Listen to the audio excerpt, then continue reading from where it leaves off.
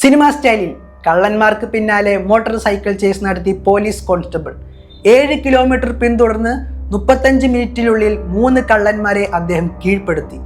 ദക്ഷിണ ഡൽഹിയിലാണ് ധൂം എന്ന ഹിന്ദി സിനിമയിലേതിന് സമാനമായ സംഭവം അരങ്ങേറിയത്. ആഗസ്റ്റ് 1 പുലർച്ചെ 4 മണി കോൺസ്റ്റബിൾ കർത്താർ സിംഗ് സൗത്ത് ഡൽഹിയിലെ മാളവിയ നഗറിൽ പെട്രോളിംഗ് നടത്തുകയായിരുന്നു.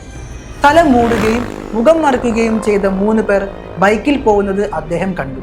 പ്രദേശത്ത് ചില കള്ളന്മാർ കറങ്ങുന്നുണ്ടെന്ന് മാളവിയ നഗർ സ്റ്റേഷനിലെ SHO വിനയ് യാദവ് പറഞ്ഞ കാര്യം കർത്താർ സിംഗ് ഓർത്തു. മാളവിയ നഗറിലെ മോഷണങ്ങൾക്ക് പിന്നിൽ അവരാവുമെന്നാണ് വിനയ് യാദവ് പറഞ്ഞിരുന്നത്.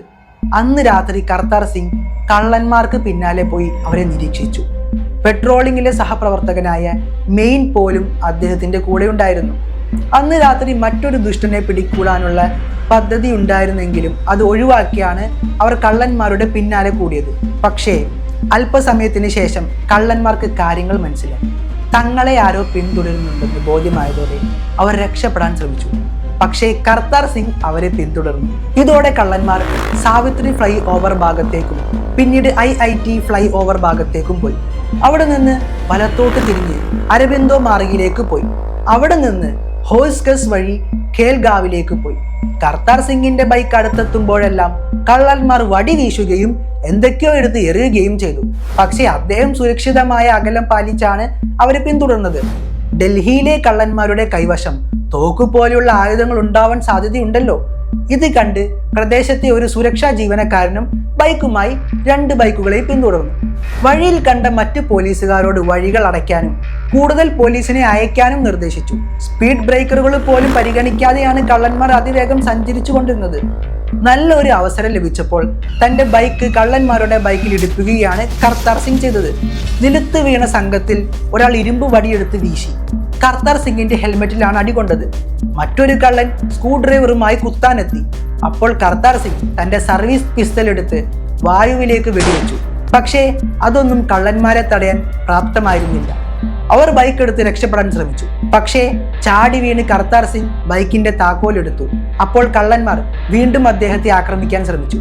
ഈ സാഹചര്യത്തിൽ ഒരു കള്ളന്റെ അരയ്ക്ക് താഴെ നോക്കി സിംഗ് വെടിവെച്ചു.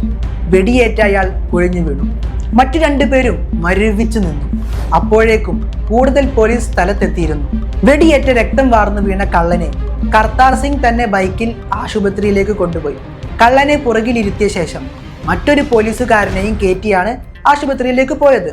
അവിടെ എത്തിയപ്പോഴാണ് തന്റെ കൈ ഒടിഞ്ഞതായി കർത്താർ സിംഗ് മനസ്സിലാക്കിയത്. കർത്താർ സിംഗ് മുമ്പും കള്ളന്മാരെ പിടികൂടിയിട്ടുണ്ടെങ്കിലും ഈ തത്സമയ പിന്തുടരലാണ് ഇതുവരെയുള്ള കരിയറിൽ ഏറ്റവും മികച്ച നേട്ടമെന്ന് മുതിർന്ന പോലീസ് ഉദ്യോഗസ്ഥർ പറഞ്ഞു. പരിക്കുകളുമായാണ് സിംഗ് ബുധനാഴ്ച മാളവിയ നഗർ സ്റ്റേഷനിൽ എത്തിയത്. സഹപ്രവർത്തകർ അദ്ദേഹത്തെ ആദരിച്ചു. സിക്കന്ദർ, ദർശൻ സിംഗ്, വിജേന്ദർ എന്നിവരാണ് പ്രതികളെന്ന് മാളവിയ നഗർ SHO വിനയ് യാദവ് പറഞ്ഞു.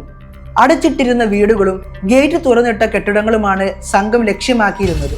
വീടുകൾ കൊള്ളയടിക്കുന്ന സംഘം മോഷണം മുതൽ ഒരു ഹോട്ടലിലാണ് ഒളിപ്പിച്ചിരുന്നത്.